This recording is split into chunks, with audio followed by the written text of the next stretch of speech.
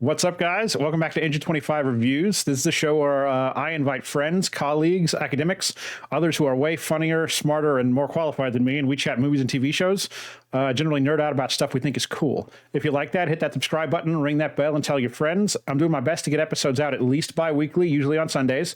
If you ring that bell, you'll never miss one. We're available on YouTube as a video and as an audio podcast on Spotify, Apple, Google Podcasts, Pocket Casts, and Radio Public. Just search Engine25 Reviews in your favorite service, no space in Engine25, or hit one of the links in the notes below. My name is Brandon. I'm your host. You can find me in Engine25 on all the things. Sometimes there's an underscore at the end. Today we're talking about Christopher Nolan's Oppenheimer. Before we get there, I am here with regular guest on the show, Katy Burrell. How you doing, Katy? I am fantastic. I am loving all these movies. Yeah, this embarrassment of riches right now. It is wonderful. Yeah. So, Oppenheimer is written and directed by Christopher Nolan, who adapted the screenplay from the book American Prometheus by Kai Bird and Martin J. Sherwin. It was released in cinemas on July 21, 2023, and had a production budget of $100 million. As of today, Sunday, July 23rd, it has already grossed $174 million worldwide. And that, we've talked about box office on the last episode. That's very good. Yeah, we did. That's really good. That's really good. And it's not even number one. This opened next to Barbie. And Barbie's making tons of money. Yeah. They have a wider audience too. I've got a story I can tell you about this weekend, but we'll get through the things first. Yeah, it's I'm just glad people are at the cinema. I haven't been to a totally packed movie theater since Top Gun Maverick. So definitely some cool ones, but none where there was not an empty seat. And this week I've seen Barbie and Oppenheimer. Oppenheimer, full. It's IMAX screens. There are hundreds of seats in there, full, just packed to the max, and I am thrilled about it. This interesting behind the scenes too. I don't spend a lot of time talking about this, but Christopher Nolan famously broke ties with Warner Brothers after they've released most of his movies forever, because of their, in 2021, they put all their movies day and date on HBO Max in parallel with theaters, and he didn't like that. So interestingly, Oppenheimer is a Universal movie. Probably that Universal, they release dramas and stuff too, but not the kind of movie I would typically associate with that brand just personally. And maybe that's my own bias because I like their monster movies, but it's an interesting point in my opinion. Yeah. How do you feel? What's your history with Christopher Nolan going into this? I know you're a big fan of Interstellar. Yeah. We talked about that last time. A big fan of Interstellar. It's one of my top 3 favorite movies, across genres. So I know all of Nolan's big movies, not so much his stuff pre-Batman, but since then, I know all of them. I've seen them. Inception, I don't know as much, but I have seen it. But I'm a huge fan. I really like his work. I like his narrative. I like his writing. I like how it all integrates together. And Oppenheimer is no exception. It does all of that. It absolutely is. And I love Christopher Nolan. I was definitely exposed to him because of Batman. We were talking before we started. I had seen Memento before Batman Begins, but it was, just a movie that I watched and enjoyed. But, at that point the directors I knew were the obvious, Steven Spielberg, and I was aware of Peter Jackson because of Lord of the Rings. It came out 2002, 2003, around, that ballpark. I realized much later that Memento was directed by Christopher Nolan. My favorite Nolan movie other than The Dark Knight's probably The Prestige. I love it so much. I love The Prestige. Yeah. I was assigned to watch it in college, during my undergrad, and I couldn't believe I hadn't seen it before. And I actually didn't know that it was Nolan directed when I saw it, because I was just watching it for class. So I just threw it up, right? Nice. And then at the end, it was directed by Christopher Nolan, and I was like, what? What? I love that movie. Yeah, and first time I watched it, it was like on a whim. But I was watching TV or something, and it's like Christopher. This was after Batman. It came out in Batman Begins was 05 and Prestige was 06. I was just like watching TV or something. There was a commercial. Christopher, the director of Batman Begins, next movie comes to DVD, and I was like, wait, what? So knowing basically nothing about it, I walked to Walmart and bought a movie, and it's still one of my favorites. You know, and this is yeah. I do have some. I'm not 100% on his entire filmography. Tenet was a little obtuse. Wasn't a huge fan, and I don't. I still like it though. Yeah, I mean, it has its moments for sure. Like there are some things in there that no other filmmaker could do, and that's absolutely true. I will say that I am not a big fan of Interstellar. It has its moments. Yeah, It hits I know. the emotional beats are, you can't deny them, but it's and the science actually for the most part holds up very well. Like how, at least it's theoretical science, but it lines up with popular opinion. So it's it's just they had the top guy on advising them on it, so they did a really good job. I Interstellar still holds up for me. I will never not love it so much. But I thought you can't argue with Matthew McConaughey or Jessica Chastain in that movie, and I'm not going to try to. They're wonderful, but it's a little and Michael Caine too obtuse. Michael Caine's great. I'm a big fan of Inception.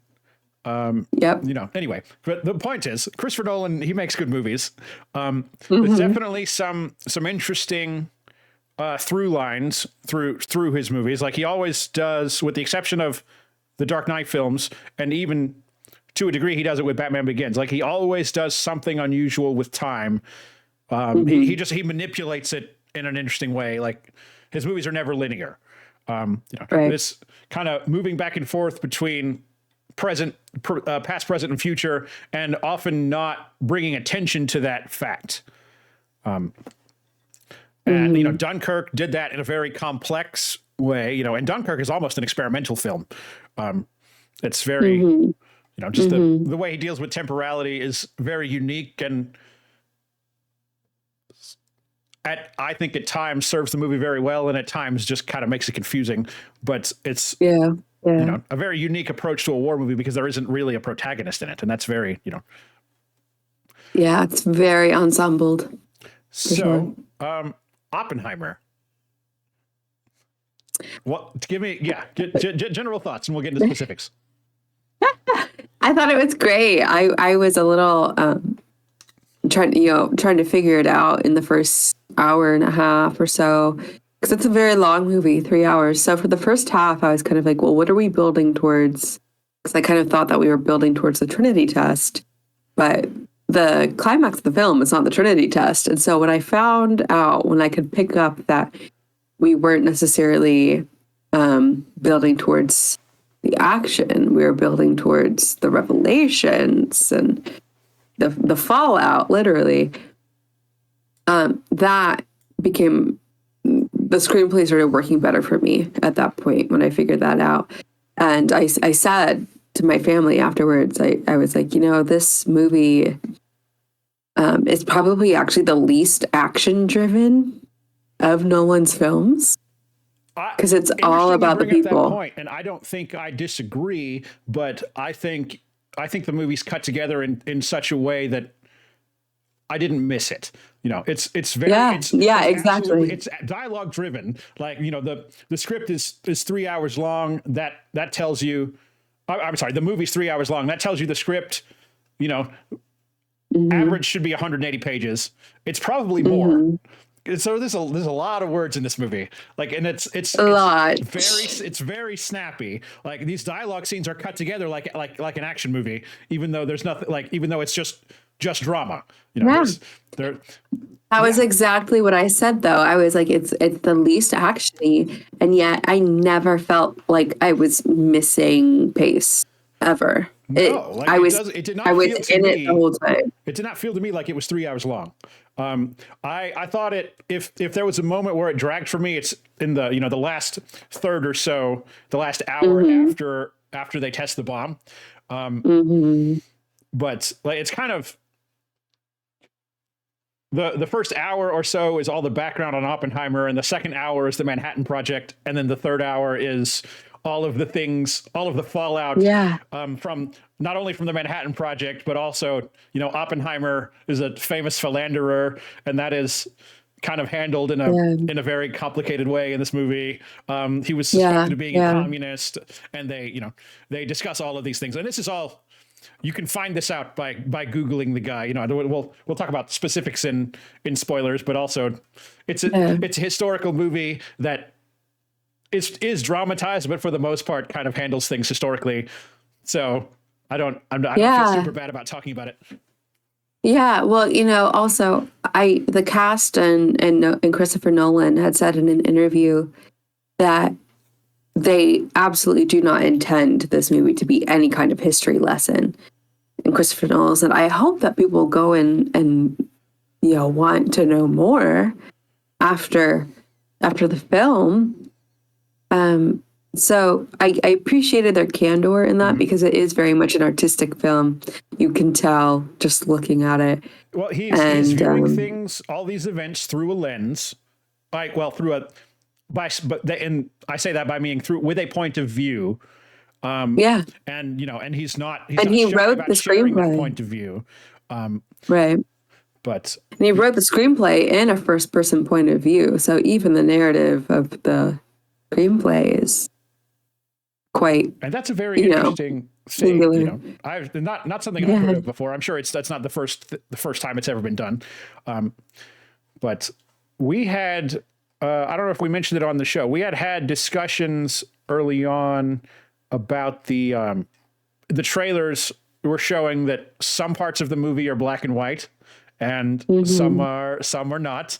And that's we were curious what he was doing there, and the result is the color portions are subjective, kind of from the point of view of Oppenheimer, and in all of those scenes he is present.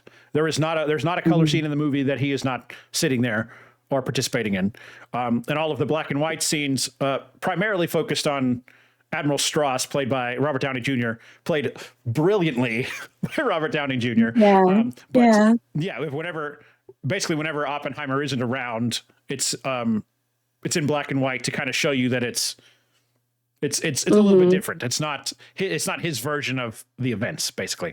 Yeah, yeah. And then there's one scene where it's shown from different points in the film from their two points of view, and you can tell which one it is based on if it's in color or not.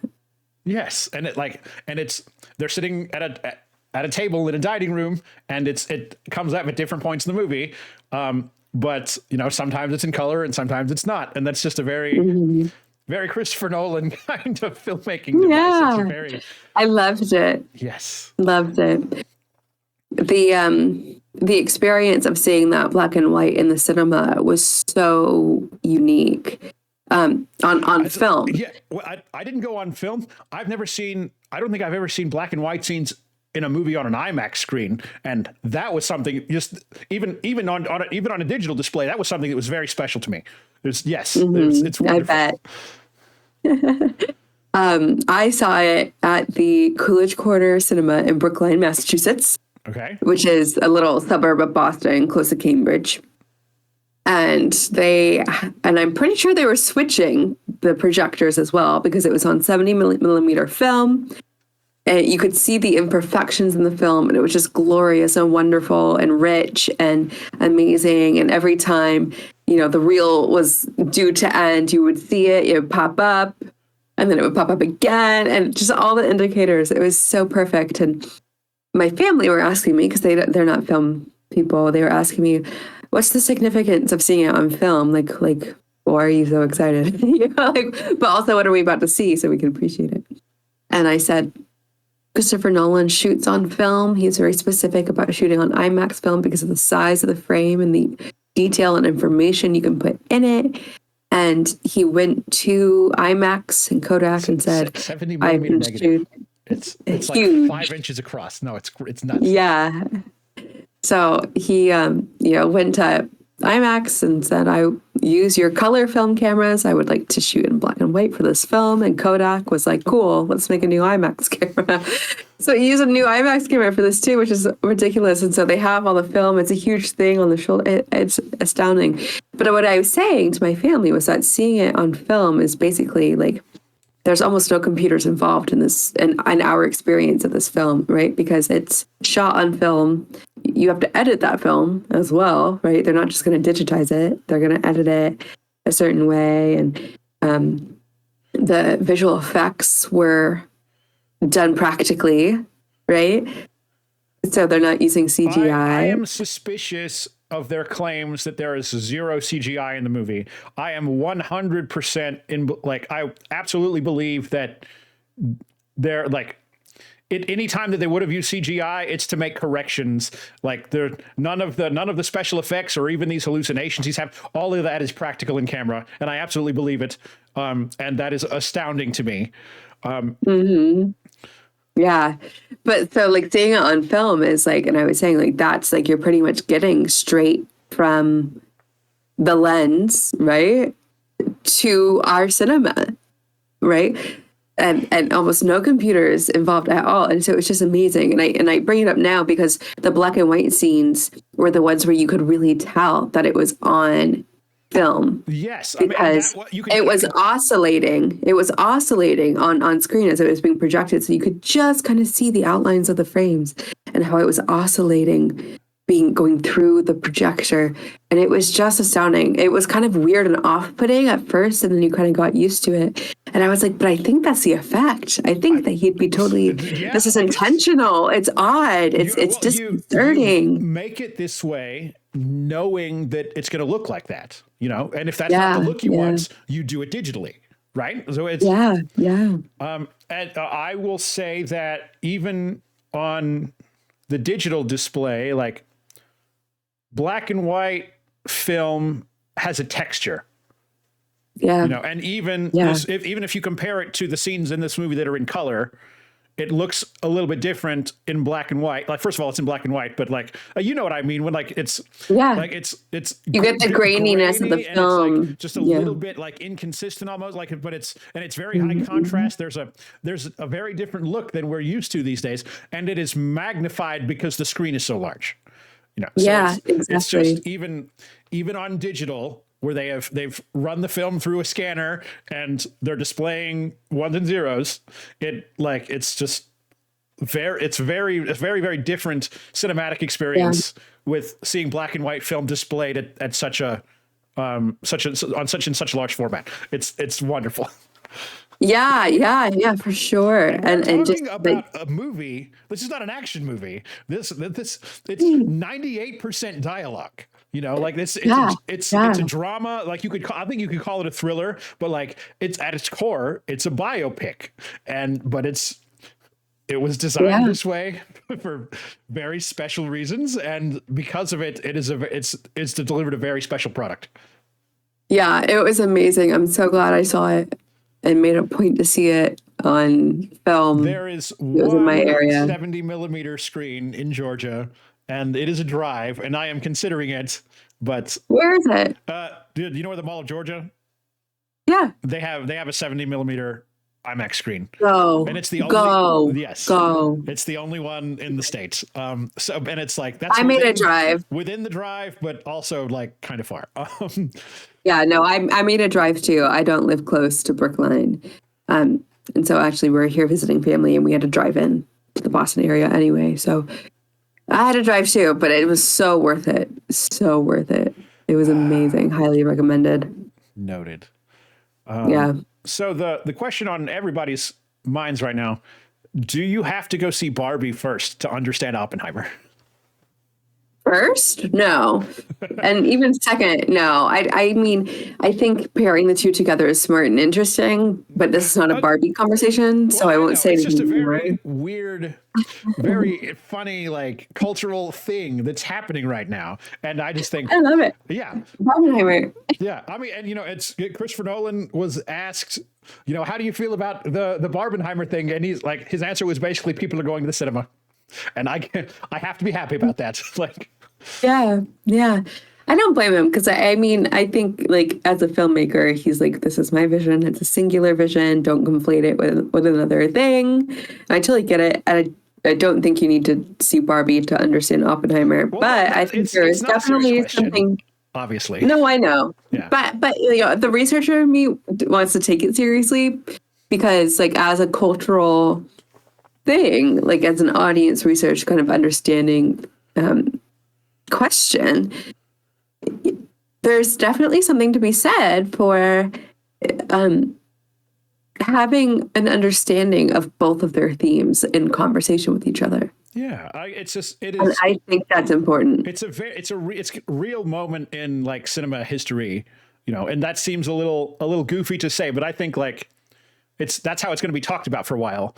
And it's just and they couldn't be more different, but they're both important movies for very different reasons, and it's just a very, very funny cultural thing that's happening, and I am all here for it. Yeah, yeah, yeah. And I think so, people are saying something like The Dark Knight Rises came out the same weekend as Mamma Mia or something like that. And they're like, that walked. It was like Dark Mama walked so that Barbenheimer could run. And I'm just like, but it's not about that. It's not about them just being different. It's about them being different and the same, which is why I think Barbenheimer is so unique as like a phenomenon. And people picked up on that. I don't think it's entirely just that like people. And we're going to talk about Barbie next week, but there's a lot going on under the hood in that movie. It's surprisingly complex thematically. This movie also very complex thematically, very different, but there's definitely some there. It's not totally out of the question that you could be talking about these in the same conversation. Exactly. Yeah.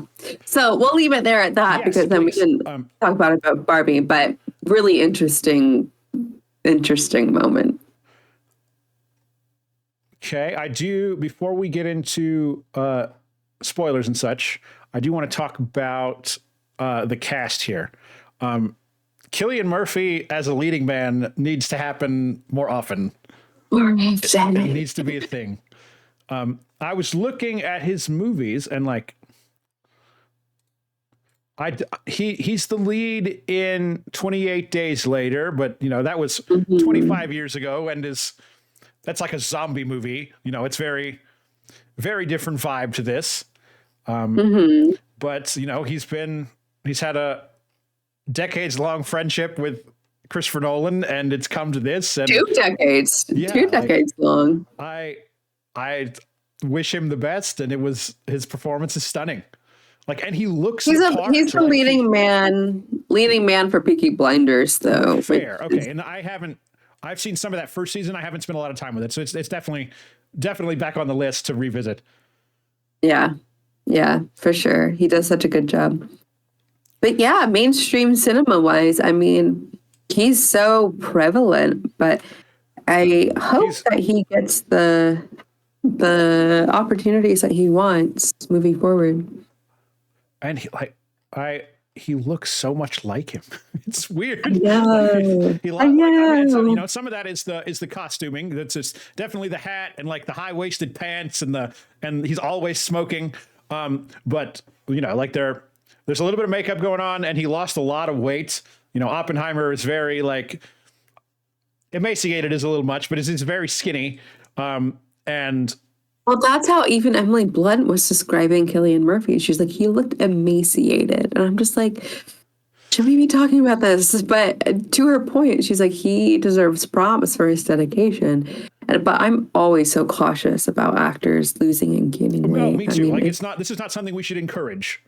Because it is it can be very, very dangerous. And I don't know I don't know Cillian Murphy and what his personal life is like, or what his health is. I just like, it's definitely, I think it's worth pointing out, he's trying to be a person that Oppenheimer is a real person, and he had a very distinctive, like, kind of silhouette, and he had, a big chin and distinct cheekbones and stuff. And Cillian Murphy somehow got very close to that.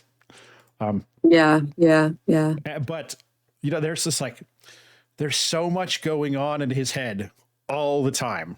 Even when he's not saying anything, it is always so obvious that he's like, he's running numbers, or he's, considering the horrific consequences of this thing. Like, it's, we, a very embodied performance from him. yes. Robert Downey Jr. is probably Spectacular. Yeah, and I think they should both get nominations. But if one of them is going to be on the list for Oscars, Robert Downey Jr. deserves a Best Supporting nomination. Yeah, definitely. He's there a lot of emotion, and very different than. It's so hard now to separate him from Iron Man, but this is. But this does it. He does it. Yeah. I mean, and not to say he's been in other movies. He's spectacular in the Chaplin movie from the 90s. He's had some other great performances here or there, but this movie's something very special. I always love Matt Damon.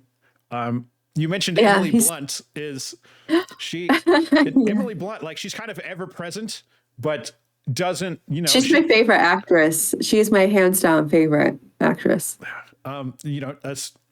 She isn't given a lot to say, but when she does, it is like world shattering. No, it's excellent.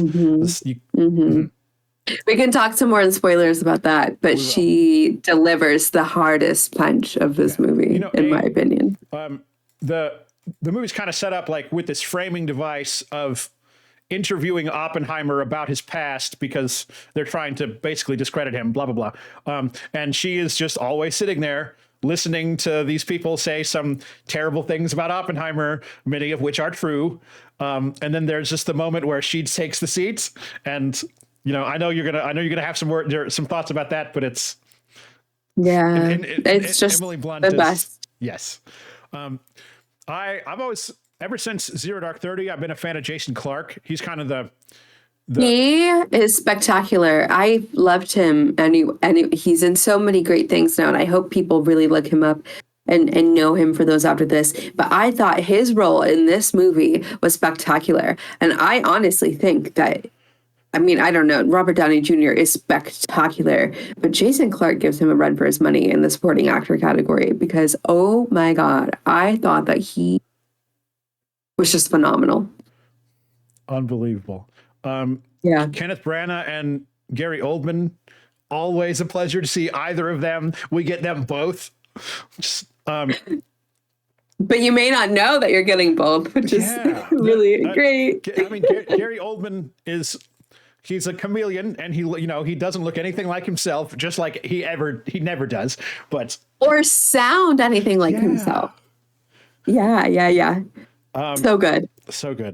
Florence Pugh, who is, she's becoming a real star, and she has a very small role in this. It's definitely one that people are going to remember, because it's a little bit, it's a little disturbing. It's disturbing for sure, but I don't think it's disturbing for the reason. Yes. Because of the reasons for just what happens to her, and how Oppenheimer thinks about her, how he's literally haunted by her. And I think it's all spectacular. And I hope that's what she's remembered for, is making that the point. Because I've heard so many different things about people feeling just ick about the nudity that she has in the movie, and how nudity is used. And I thought it was used very well. I think it's intentional, because because it's, he's having an affair. Spoilers. He's having an affair with the character played by Florence Pugh. And it's, those scenes are uncomfortable. And frankly, she appears in three scenes in the movie and she's naked the whole time. You know, like there's the one party moment where she's dressed up and then they go to the they go to the bedroom, blah blah blah. You know, and there's a moment where Oppenheimer is also sitting there undressed, and you know that's where you really get the very almost skeletal nature of him. But it's, you know, like it's, the scenes are not sexy. It's intentionally very uncomfortable. Yeah, and I think that's totally fine. And I really appreciate when nudity is just nudity and nobody has to like be like, oh, you know, about it. And so like, you know, and even I feel like people are just conditioned these days to be like, well, I guess, you know, like must be comfortable or whatever. And like that's fine. But it's just, you know, I feel like people, like audiences, make a bigger deal out of nudity than it actually needs, or more than the filmmakers do. And I honestly am just kind of like, get over it. It's, you know? It's just another, in my, you know, filmmaker, artist, blah, blah, blah. It's just another costume. You know, you could like almost certainly do the same love scene. It could be just as uncomfortable if she was just wearing a dress or like a nightgown the whole time. She, you know, that's not it. Yeah. It's just another costume. And there are like costuming, like any other part of a film, is a way to express an idea.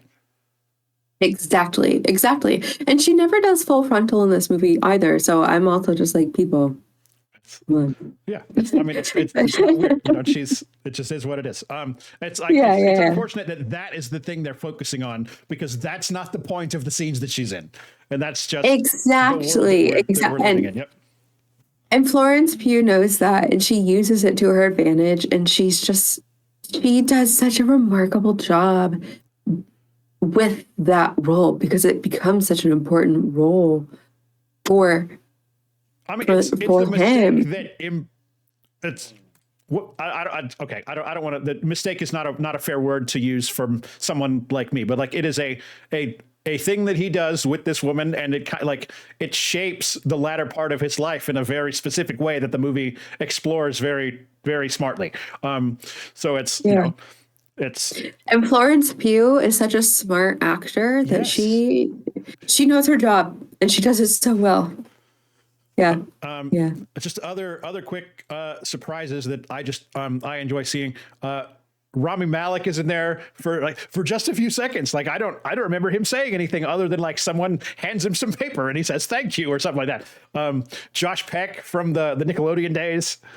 He plays the fellow in charge of the button. You know, so you can guess what the button I know. Is. Yeah, when that came up, I was like, "Go, Josh!" I was like, "Good for you, bro." Yeah, dude. He was the awkward brother on the Nickelodeon show, and now he's in a Christopher Nolan movie. He's in charge of the button. Yeah, and then Benny Safdie plays Dr. Teller. He's another one of the scientists. He's the one who's talking about the H bomb, and you know, why are we doing this when we could be doing that and this and that. And then Josh Hartnett plays a colleague of Oppenheimer at the university. Mm-hmm. It's very, it's like, there are a lot of people in this movie, like, and there's a lot of the kinds of parts that would just, if it were most directors, they'd just be like a character actor, someone that you know, but they wouldn't be, you know, like, a lot of these people are Oscar contenders. Rami Malek and Benny Safdie are both Oscar nominees. Like they're just in there. They're doing their thing. Good for them. Good for Oldman, Branagh, Pugh, Blunt, Damon, and I think the only one is Jason Clarke, who's not really on that list. But maybe he has. All have big roles in the movie, though. You know this, and they're. You know, and I don't think not to knock any of that, because they're all Oscar nominees and it's incredible. But you know, just the talent that Christopher Nolan can draw for roles that are fairly insignificant is amazing. I also just want to highlight Alden Ehrenreich, who plays the Senate aide. He is spectacular, and he knows exactly how to play the ending beats of the film with Robert Downey Jr. And I saw an interview where Robert Downey Jr. was just saying that they became good friends on set, and he was praising Alden Ehrenreich. He the Han Solo in the prequel Han Solo, and RDJ just praising the talents of Alden Ehrenreich and calling him like one of the best actors of our up and coming generation. So he's spectacular as well. That's just I love to hear about talent making friends. I know, me too. I was just like, I mean, and what does it take to make a movie? Like, you are with these people for 10, 12, 18 hours a day for some sort, sometimes a significant length of time. I'm not sure exactly how long the production schedule was for this, but it's. But also on this Nolan film in particular, they're not just like shooting scenes together. Like, they are proper scene partners. They have to have a joint understanding of the back and forth and the tandem and the beats and the things and just working together through these scenes as actors. So, lots of conversations were had, I'm sure. It's wonderful. I know, right? This movie is such. It's a lot of special things, but it's such a great display piece for just subtle but deep performances. That's yeah, for sure. A lot of very complex characters played by very talented people, and just like I was saying, when it could just be a character actor in a corner, it is still an Oscar nominee filling out the cast. And then becoming even more important later on. Yeah, when things are brought together. If you're not Christopher Nolan, basically. Yeah. Anything we want to do before we open it up? Anything else you want to mention? I don't think so. Cool. I don't think so. Well, in that case, and I know we've mentioned some spoiler stuff already, honestly, but it's a historical movie. Nothing we've said is that dramatic. But full spoilers now. If you haven't seen the movie, go check it out and come back. It's incredible. Check it out definitely on the biggest screen you can. If you can have a chance to see it on film, you absolutely should. The one thing that's quite spoilery that I do really want to talk about. Let's start there. Go for it. So coming off of talking about Emily Blunt, I thought that she was amazing, but she doesn't get her hard hitting moment until much later in the film. And I have this criticism for both the main women of Florence Pugh's character and Emily Blunt's characters, is that they just seem a little superfluous earlier in the movie, and then the character arc for Florence Pugh's character comes much earlier. And we see that, we acknowledge it. And I think she plays her arc very well when it comes up. I would say, even in that, to your point, I had a thought as we were going along, this is a little disturbing, but why are we hearing about this right now? Yeah. And they absolutely bring it back around in the third act, but it's yes. Go ahead, please. They're treated a little bit, I don't know, they seem so background for a while, and then they have their moments, and it really works together with the narrative and the screenplay. And I think maybe this is more so a criticism for Emily Blunt's character, because she spends so much time just drinking a martini. And we know that her character's real life counterpart had a drinking problem, and we get that and we know it. But I feel like there's a way to work that in without just her drinking in every scene. Being drunk whenever we see her. And I don't disagree with that. But I also what are the reasons that she's a drunk? I kind of feel like Oppenheimer has a lot to do with that, so I don't think the idea of it is totally out of place. Now that you're talking about it, I think it could have been handled better. And they're hinging on this narrative that she was also very qualified and learned in her own field, and that's very true. But then we don't see any of it later, right? I mean, and I know that it's also they bring a point to say that there's one woman who is a scientist in the Manhattan Project, and they bring attention to that, and there are, alcoholism is a very real thing. It would have been treated very differently in the 1950s, or actually the late 40s in this case, than it is today. It would also be treated even more differently because she's a woman, so maybe that's why they kind of, like, I don't know, if you're going to explore this, there might have been some more material that you could introduce it, but it's also a very full 3 hours. Yeah, exactly. And, like maybe it is a commentary about the way that she's just kind of shoved aside. And I know there is one line in there about being like, becoming a mother and then you don't do anything else. There's something about that in there. But I don't know. If it is a commentary about the way that motherhood and professionalism and alcoholism kind of combine with this character, I would have appreciated at least like one more line or something in there, just like make a point that's how they were addressing it. Because then Emily Blunt's character, while very strong and important in the narrative that's been presented, seems so just kind of like a mouthpiece, and like she's very passive for so much of it. Yeah, passive, and that's just, Emily Blunt does amazing character work with it, even in the background. I noted that early on, but she doesn't really become involved until the third act of the film, like really. But anyway, that's just my criticism. I'm like, I would have appreciated, maybe my interpretation will be different seeing it a second time around. Maybe I'll catch up on a thing where they wanted that to be a little bit more known. But I think like from just a first viewing, I'm like, that's my one criticism of that. It's just the women. Yeah, and even being more passive. You might say that Emily Blunt's arc is almost more serving of Florence Pugh's, because of there's a moment late in the movie where she like, where they're addressing, the interrogators are addressing his affair with Florence Pugh's character, and that is, they show a visual metaphor of from Emily Blunt's point of view of Oppenheimer and Florence Pugh having sex in the chair, like in front of all the interviewers, and it's it's like yet another thing that's very uncomfortable. But it's like, but so thematically like, appropriate. Yeah, and I don't disagree with that, but like I think it's still kind of, it pushes.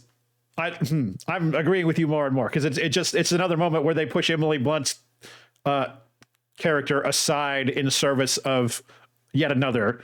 Yeah.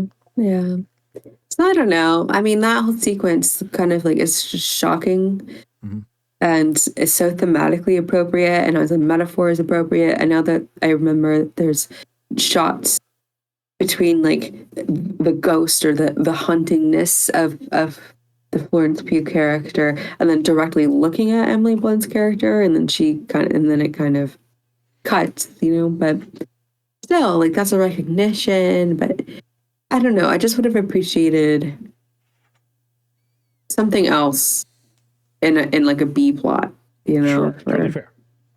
Yeah. We mentioned briefly the color scenes versus black and white scenes. I want to talk about cinematography in a little bit more detail. Through that first chunk of the movie, we're talking about his youth, his college years, and becoming a professor, etc. But there's like these almost dream sequences where they cut in an insert of these like sparks or particulate effects and just like weirdness, and everything is practical. Everything's practical, and they're used to great effect for various reasons, but it's just very like almost unsettling images that are dropped in here or there. But apparently they found ways to do all of this in camera, using lighting techniques or high speed or specific lens types, and just as a tech person, I need to know how they did some of that. And I also want to know the Trinity test, I kind of expected to be like the big late movie climax. The Trinity test Exactly. that's the name for the first official atom bomb test from the Manhattan Project. So it actually comes a little over 2 hours into the movie, so there's a good amount of movie left, and the lead up to it is very intense and dramatic, and then they do the whole countdown, and then the bomb goes off and silence. And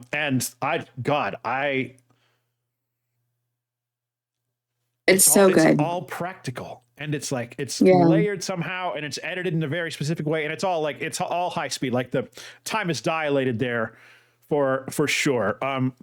But it's like I don't have words to describe it. I just need to know how they achieved it, because they obviously didn't detonate a nuclear bomb, but Right. they're telling us that the effect is achieved 100% in camera, and it is breathtaking and horrifying, and it's Yeah. like you could hear a pin drop in the cinema. Like that's the sound design cuts away, and it goes near total silent for several Builds seconds. and builds. And then it eventually they use the shockwave from the blast passing over them to bring in the sound design. But like several seconds where you could like hear people breathing in the cinema. Like it was. And the sound design and the score just work together so well, and it builds and builds and builds and builds and builds, and it's so loud, right? And so effective. And I love that the sound design can actually make you a little uncomfortable. I feel like that's the desired effect, is just to kind of like throw you off a little bit, and then it just cuts out, and it's just. That's the sobering part, and it's so effective. And it actually reminds me, now that I'm thinking about it, quite a bit of the airlock explosion in Interstellar, the same kind of effect. Yep. And I think that maybe, I don't know, they're both used so effectively. I don't know if I could choose one or the other. I have to see it again. There have been some other times in movies where like something gets sucked into a vacuum, like blown out into space or whatever, and then they cut to silence, because that's what there's space is not silent, but Right. the air is not dense enough to carry sound waves.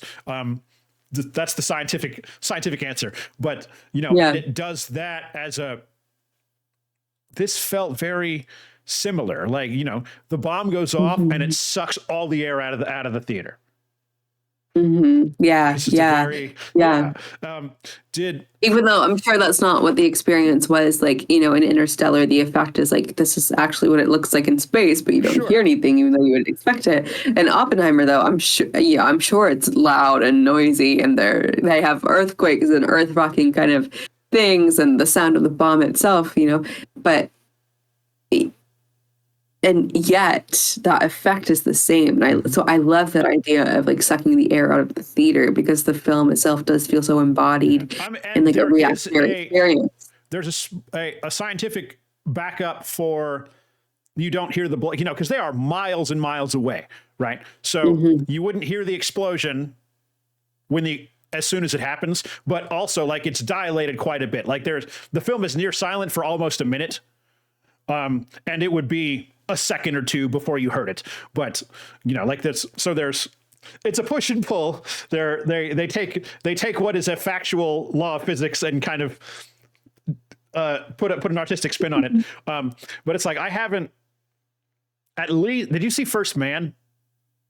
The Damien Chazelle film with Ryan Gosling. It's about Neil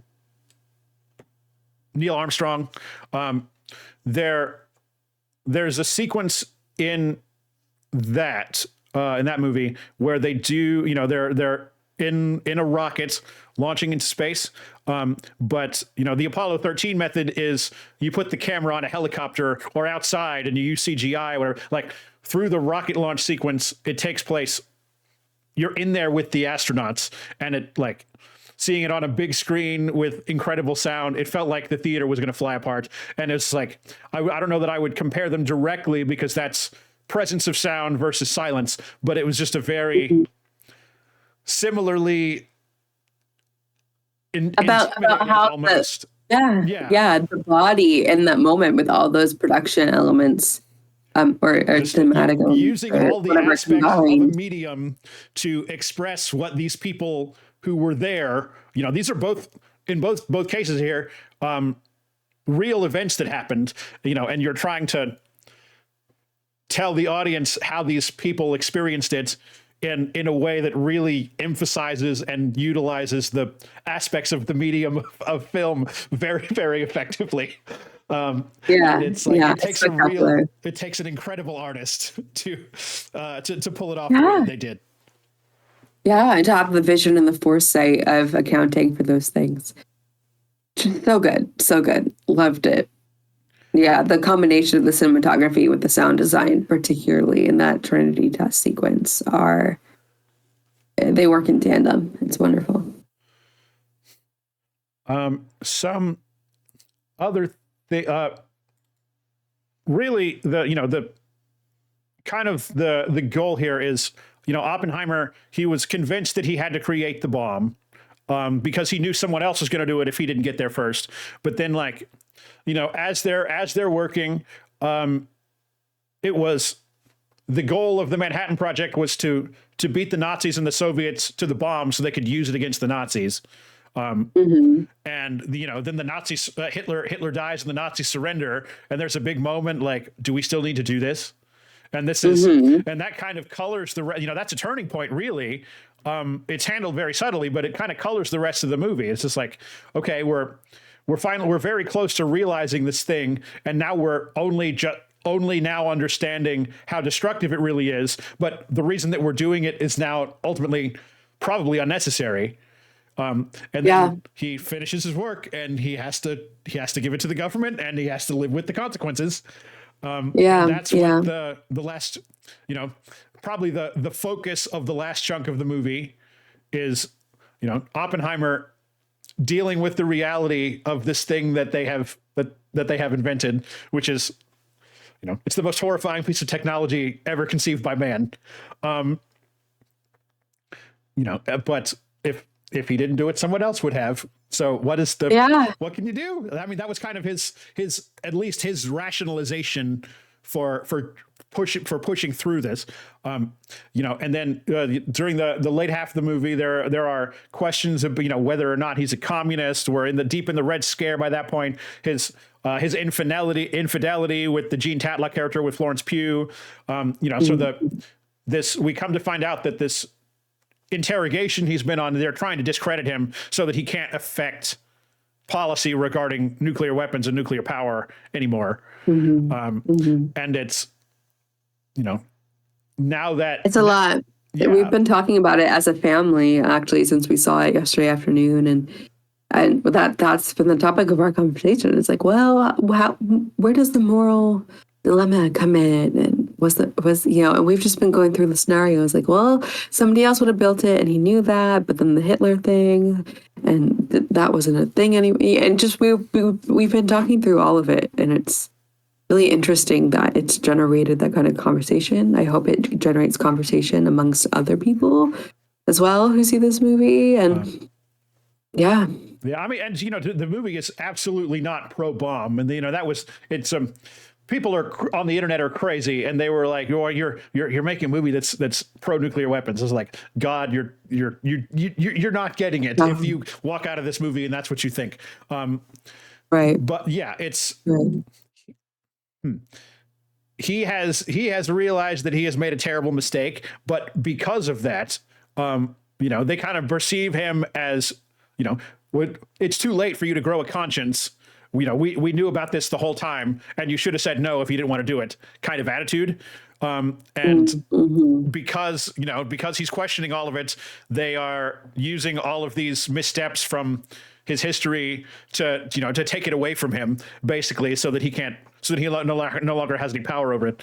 And that's, like the ending of this movie is a real bummer, where it's early on, he has an encounter with Albert Einstein, and we don't really know what he said.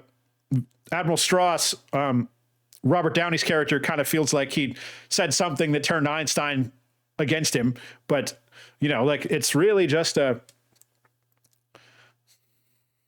we've started a chain reaction that's going to destroy the world. And then the last shot of the movie is just a close up on Cillian Murphy where Oppenheimer is realizing this, and it's and then it cuts to black and gives you the title card, and you're like, oh shit. Oh man, like, and it's just so awful that that's the moment where he realized that I need to be kind of an activist about this and be outspoken about it and try and make sure that somebody's voicing against the use of these weapons in the future.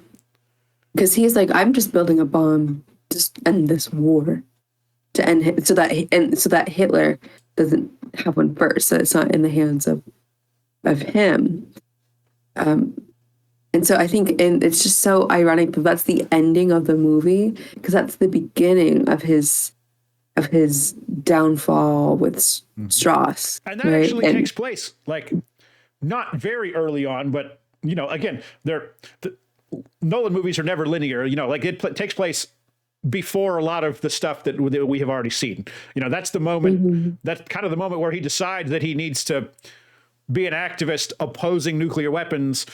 And that takes place before all of these interrogations that, so it's it's effective. I will, oh man. Oh no, I know I was going to ask.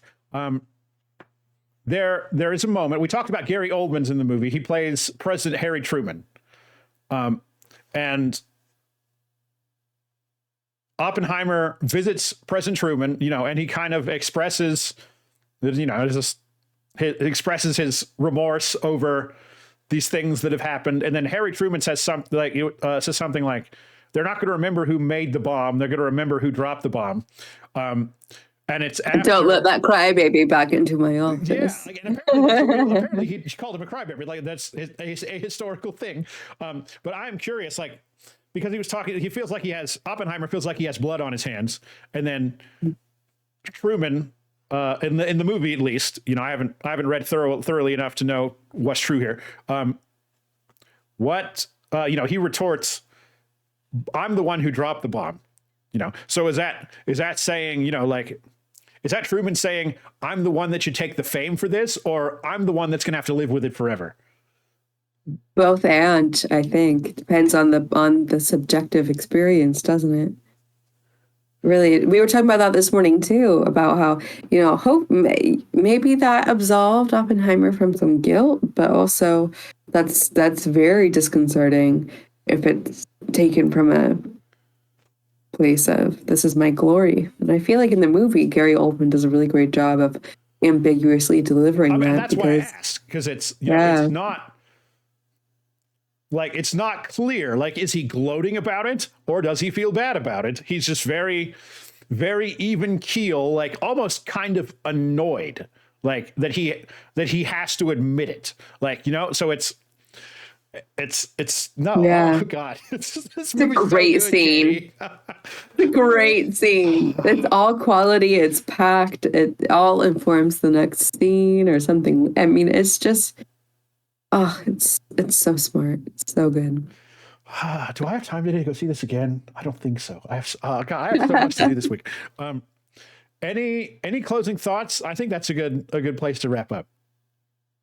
I think this movie is just great. It's a personal movie from Christopher Nolan as well. I love that, talking of practical effects, he talks about the significance in interviews of his daughter being the person who is shown in a hallucination of Oppenheimer's. To read that here. Yeah, it's this is quoted directly from Wikipedia. I'm just going to read it. Nolan's eldest daughter, Flora, had also filmed a scene in which she played a young woman in an explosion as part of a vision from Oppenheimer. His intention of including the scene was to convey that the point is that if you create the ultimate destructive power, it will also destroy those who are near and dear to you, and felt that doing so was the best way of expressing it. So, Oppenheimer is at a rally or something. It's still like, people are beating their feet and cheering for this horrific weapon, and he comes up and gives a speech, and he goes into this moment where he's hallucinating about another bomb going off, and there's a poor woman in the front row who is rah rah rah cheering him on, and her, there's a flash and her face burns away. And it's horrifying, and it's a practical effect. But it is, it's Christopher Nolan. Laura Nolan. Yeah, he felt that it was important to put something that would be horrifying to him, and to put it on, on 100-foot screen for all to see, and that's just that's a true artist, because that's Yeah, I think it's wonderful. And, like when people first hear that, they're, they'll go, Nepo baby, even just like facetiously being funny about it. And I'm like, in a film like this, like, one is convenience. Like, also, I'm sure it was like, that's easy. But from an artistic perspective, and he said this in interviews about how it's very purposeful that his daughter is the one in that shot. And I mean, she is front and center, close up too. Yeah, like, and it's something that, people who aren't you and me and don't go reading about it, there's something that most people wouldn't know. But it's just like the fact that you do know that it adds just another layer of context, poetic, interpretive, and another note on that whole, like, it reminded me of like the Star Wars scene where the emperor has said he's going to build the empire, and they're all cheering, and Natalie Portman's like, so this is how it's going to happen. This is like with thunderous applause, and then and he has Oppenheimer has these people are cheering for him, and he's got it into like, why are you doing this? And and then he walks outside, and he does see, he sees the people that are making out, but also people that are crying. And then he walks out front, and there's somebody's vomiting, and it's almost unclear which of these things is real versus not, because there's definitely some hallucination going on there, or some, at least, is some internalization of the horrors of the bomb, but it's all intercut in such a way that it's like, yeah. And I actually thought that the couple that were making out and the couple that were crying together were the same actors. They could be, I would have to look again to know for sure, but like that would make that whole sequence though. It'd make a lot of sense, wouldn't it? That's what I was thinking. Because then, that whole sequence is terrifying and awful, and especially with the sound design too, because the screams of joy, of success, turn into horrified, horrific screaming. And the cheering and the stomping, there's a flash of that very early on in the movie when he there's a moment where like he's kind of considering, okay, if I create something, or I have the power to create something that I'm always going to be remembered for, and the context is very different early on when he's a young ambitious scientist, and then when he's actually when he's grown up and actually realized the reality of things, then it's the same. It's a split-second clip early in the movie, but it's the same footage and the same sounds, and then when you actually get put into that scene and feel it the way he actually experiences it much later on, it's a horrifying, like, just realization. Yeah. I think the only thing that I thought could sober up the movie a little bit more from being like a spectacle or anything like that was that there's a sequence in the film where we know that he is being shown images from on the ground of Hiroshima and Nagasaki. Mm-hmm. And this interpretation might come from my academic perspective, especially because I've just come off of a full semester of a class in Holocaust cinema. So I've gotten a little bit more desensitized to photographic and cinematographic images of horrific catastrophe. But I felt like if the film really wanted to go the next step to make sure that people really got the point that this is an anti-bomb, this is horrific, this should not happen again, would be to at least show some photographs from Hiroshima and Nagasaki. And they don't. they show they show his face as he's looking at them, but they don't show the pictures, you know. And they also They should have shown something. You think so?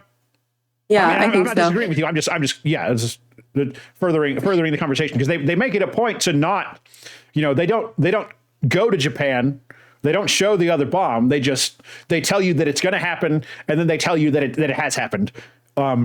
And oh God, there's that's scene when they're sitting with all the politicians, and James Remar plays a real slimeball who's like, yeah, we shouldn't blow up Kyoto because I go there with my honeymoon, and I went there on my honeymoon, and it's really pretty. Like, what the fuck, dude? Yeah, my theater, I don't know about yours, but my theater like hit those beats they're just like funny, but you got to be kidding me, you know? And I will say that in the last part of the movie, when he says that JFK is what voted against his confirmation, dude, I was in Boston, Massachusetts, and our theater was like, perfect. It That's was amazing. great. It was good. Yeah. And I love like how the interesting context of how you experience a movie can really affect the whole experience of the trip for you. Like, and I love that. I love that kind of story. Yeah, my experience kind of felt like we were very much back in 1945 because we were in this old theater built in 1933, I think. Wow. And seeing it projected on film was just like, and in the black and white in some sequences, it was felt very transporting in a way. And on that note, I think we're gonna wrap it up. Oppenheimer is a film for the ages. It is probably like it's definitely up there in my favorite Christopher Nolan movies. Like, it's not going to be one that I've watched, but like I can't tell you how many times I've watched The Dark Knight or Inception or The Prestige. And even though I think it's up there with those for me for sure, but it's a really hard watch. So on that note, as always, thanks for watching. If you want to hear more, don't forget to like and subscribe. My name is Brandon. I'm Engine25 on all the things, sometimes with an underscore at the end. You can find us on YouTube and podcast services by searching Engine25 reviews, no space in Engine25. We're doing Barbie next week. A couple of weeks after that, we should have Ninja Turtles. We will be back soon with a new review. And until then, go watch a movie. Thanks, guys.